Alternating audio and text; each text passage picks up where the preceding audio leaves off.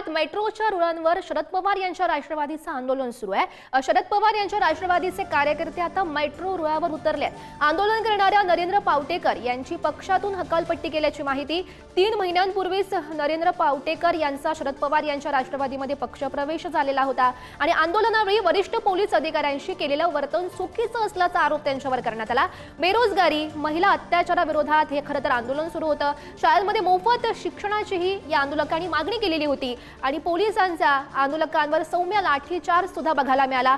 कार्यकर्त्यांकडून मेट्रो बंद पाडून हे आंदोलन सुरू होतं, त्यावेळी आपण ही दृश्य बघू शकतोय।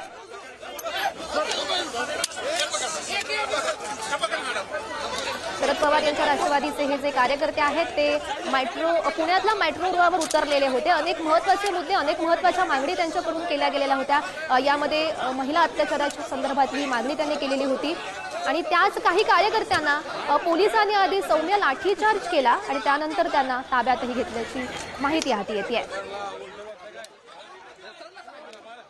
मी नरेंद्र पावटेकर यांची हकालपट्टी करतोय आणि ते करत असताना इथून पुढे पक्षाचा कुठलाही कार्यकर्ता पक्षाची परवानगी घेऊनच आंदोलन करेल तरच ते आंदोलन अधिकृत समजण्यात यावं। आजचं आंदोलन हे पक्षाचं आंदोलन नाही, त्यांनी केलेल्या चुकीची कृतीची पक्ष पाठराखण करणार नाही।